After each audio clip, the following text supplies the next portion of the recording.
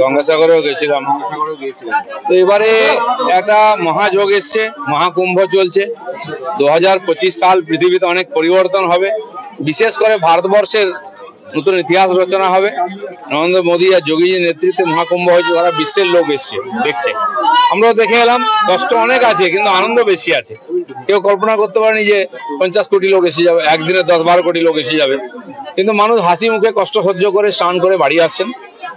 আর আমরা যেহেতু ট্রেনে আর বিমানে টিকিট পাওয়া যাচ্ছে না, গাড়ি করে গেছিলাম, বোনাস হিসেবে অযোধ্যার কাশী দর্শন করলাম। এখনো ভিড় আছে, চলবে, যতদিন যাচ্ছে ভিড় বাড়ছে। ভারতবর্ষের উত্থানের বছর এটা, সেই জন্য আমরাও পুরো সুযোগটাকে কাজে লাগিয়েছি। মানে ওখানে যেটা দেখা যাচ্ছে যে প্রচুর মানুষ, সেখানে অনেক দূর থেকে হেঁটে যেতে হচ্ছে, গাড়ি পার্কিং এর সমস্যা হচ্ছে। না, এত গাড়ি ঢুকলে যাবে কি করে? কিন্তু ওখানকারও লোকাল গাড়ি ভাড়া দিয়ে যাওয়া যায়। ঠিক মতো ইনফরমেশন হচ্ছে না বলে একটু অসুবিধা হচ্ছে।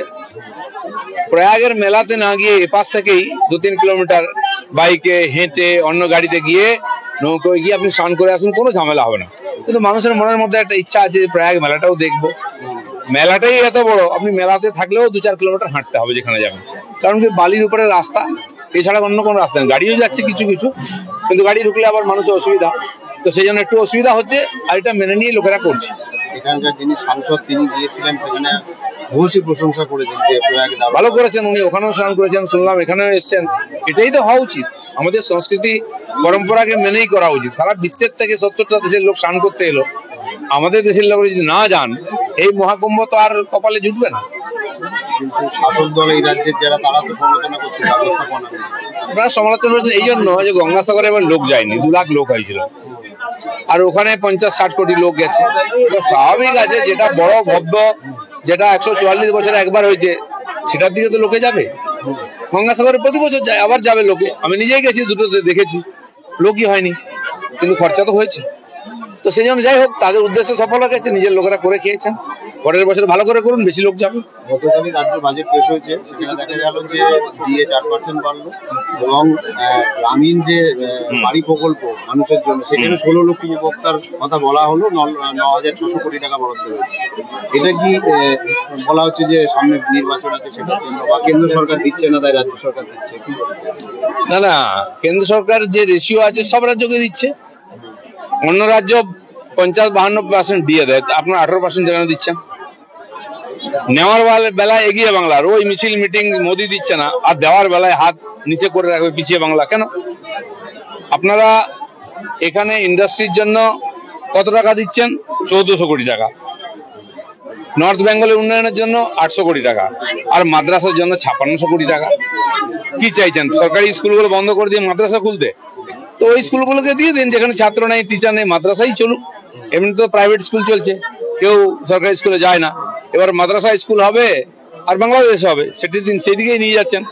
তো সেই জন্য এখানে ডিএনএ তো অভিযোগ আছে, কোনোদিন এরা পারবে না অন্য রাজ্যের সঙ্গে, কেন্দ্রের সঙ্গে। সাধারণ মানুষের জন্য উন্নয়ন বলুন, ইন্ডাস্ট্রি বলুন, যদি ইন্ডাস্ট্রির জন্য আপনারা চান, মাত্র কেন 1400 কোটি টাকা দিচ্ছেন? বেশি দিন, তাহলে বেশি উন্নয়ন হবে।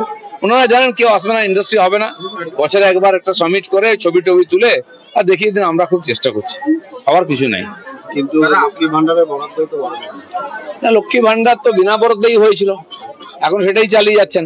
হয়তো বাড়াবেন 26-এর যে ইলেকশন আছে তার আগে যে বাজেট হবে সেখানে বাড়ানো হবে, তখন ইলেকশনের জন্যই বাজেট তৈরি হবে। এখন বলছে এই বছরটা চালিয়ে দেখুন, এদিকে টানলে ওদিকে পা বেরিয়ে যাচ্ছে। যেমন গঙ্গাসাগরের ব্রিজের জন্য 500 কোটি টাকা, বা ঘাটাল মাস্টার প্ল্যানের জন্য 500 কোটি টাকা। উনি 14 বছর হয়ে যাওয়ার পরে টাকা বরাদ্দ করলেন। যদি ইচ্ছা আছে করার, মুখে বলছিলেন, কেন করেননি? কেন্দ্র তো টাকা দিতে চায়।